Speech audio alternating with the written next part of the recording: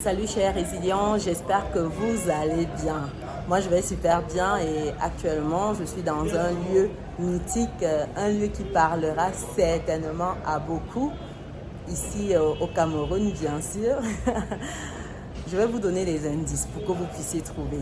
C'est un lieu où on se rend lorsqu'on souhaite immigrer en Occident, par exemple en France, et qui se trouve au centre-ville à côté de Score. Score, c'est une grande surface où on distribue à peu près tout. Donc c'est à côté, sur la même ligne. Roulement de tambour, dites-moi déjà dans les commentaires si vous avez trouvé.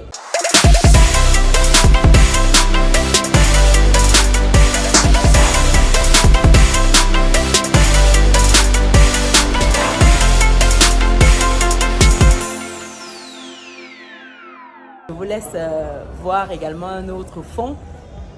Pour les habitués, vous l'aurez compris, je suis actuellement à l'Institut français de Yaoundé. Donc l'Institut français, en fait, c'est un lieu qui regroupe plusieurs services, en fait, relatifs à tout ce qui est immigration, il faut le dire. Donc c'est une représentation qui sert un peu de passerelle pour les personnes qui souhaitent se rendre en Occident. Par exemple, vous souhaitez aller en France et vous y allez comme étudiant, il faut dire que vous allez passer par le service Campus France parce que Campus France est à l'intérieur. Et Campus France ici, quand vous allez par exemple pour des études, vous, quelle que soit votre option, vous passez par Campus France. Maintenant, vous pouvez faire fi de cela dans le sens où en fait, si vous avez déjà trouvé une école qui est partenaire peut-être avec votre école actuellement, qui fait le nécessaire, qui vous envoie les papiers, par exemple votre attestation d'accueil, comme quoi en fait c'est tout bon, on vous attend.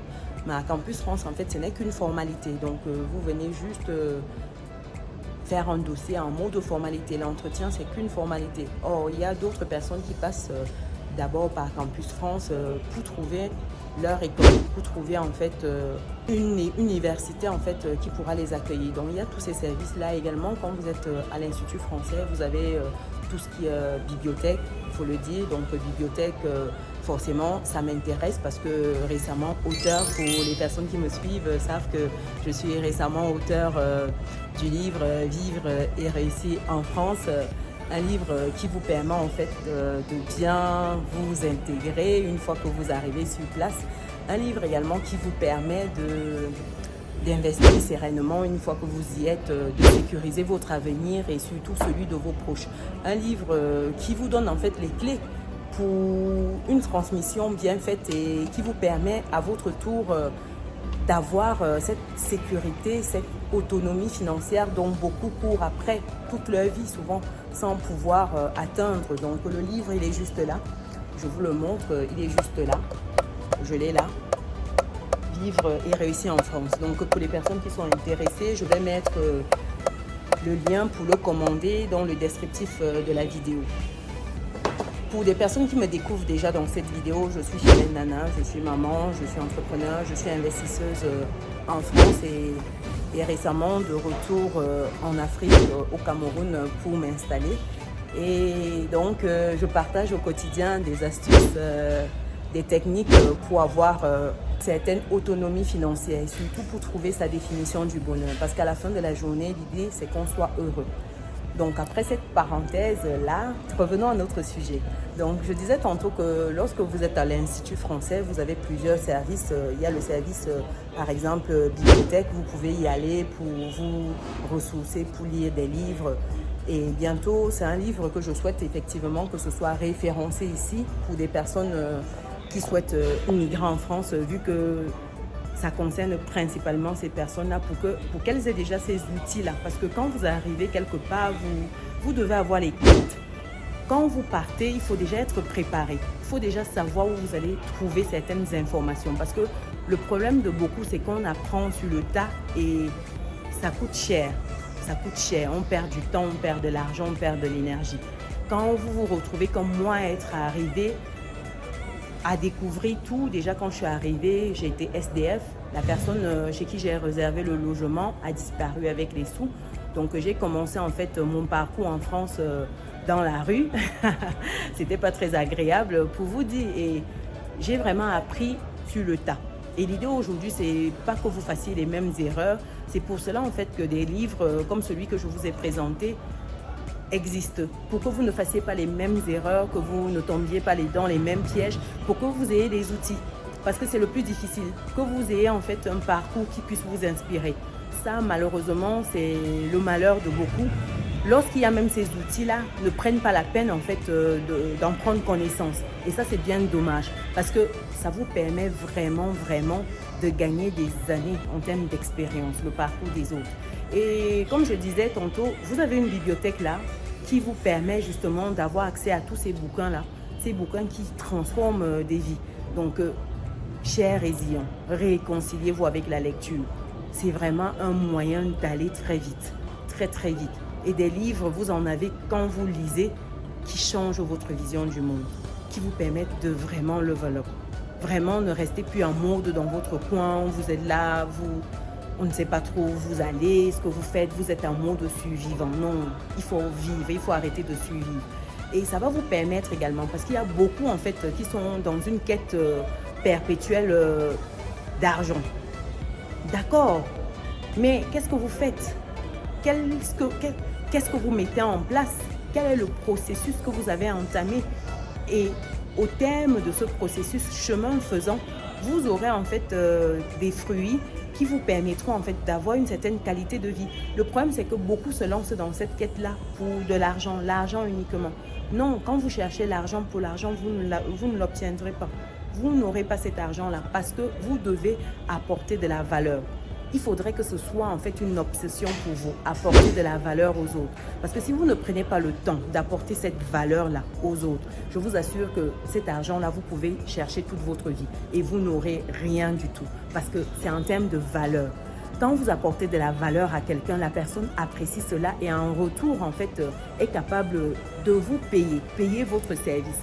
Dites-moi, vous pensez que si vous aviez la solution à une maladie, disons que vous savez comment en fait soigner le diabète en une soirée. Attends, chers résilients, dites-moi un peu, vous pensez que vous allez voir toutes ces personnes-là qui ont ce souci-là de santé, même si vous mettez le médicament à combien, ils vont payer. Et pourquoi ils payeront? Parce que vous leur apportez une valeur, parce que vous leur permettez en fait de retrouver la santé. Donc ça doit être cette obsession-là. Quand vous arrivez quelque part, vous vous dites quels sont les problèmes, quelles sont les difficultés que ces personnes rencontrent. Comment je peux être le solutionneur de ces problèmes-là, de ces difficultés-là.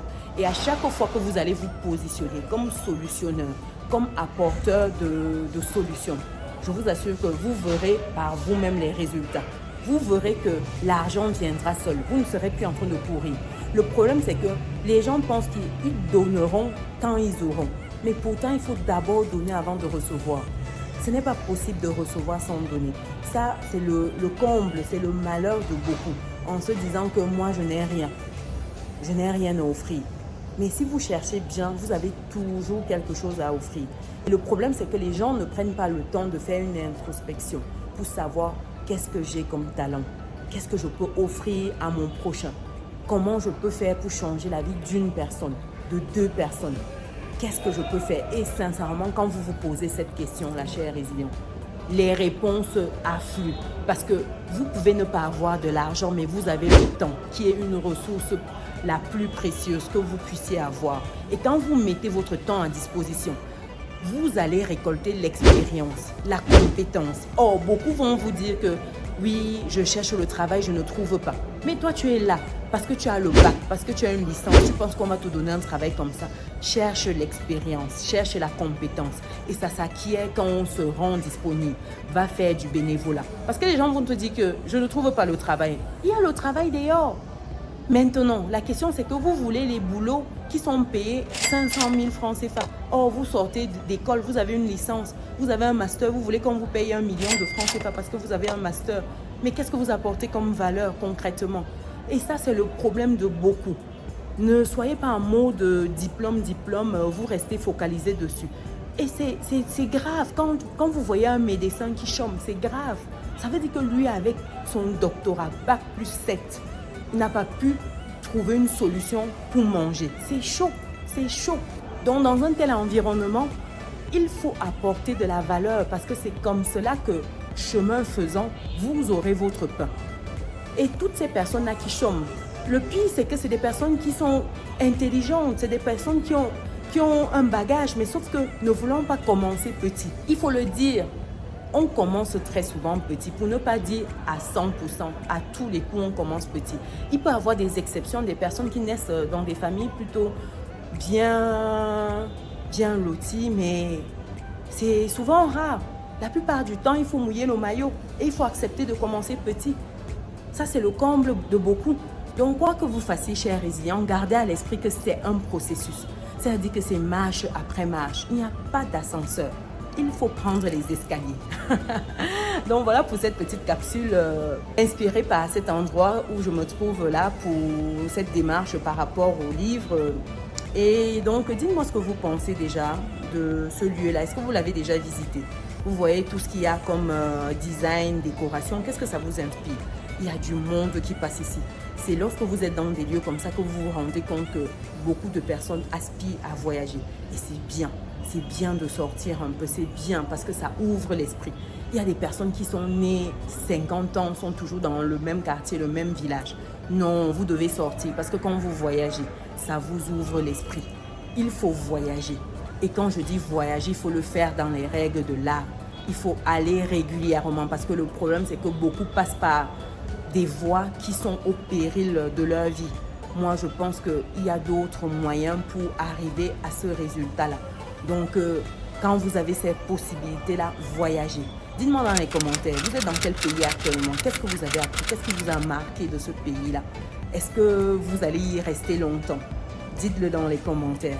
Pour des personnes qui ne sont pas encore dans notre belle communauté, c'est le moment de cliquer sur le bouton qui s'affiche, d'activer la cloche de notification et de partager. Partagez cette vidéo. Ça va inspirer quelqu'un autour de vous. Vos amis, la famille, ça inspirera forcément quelqu'un. Donc, on se donne rendez-vous dans une prochaine vidéo. Ciao!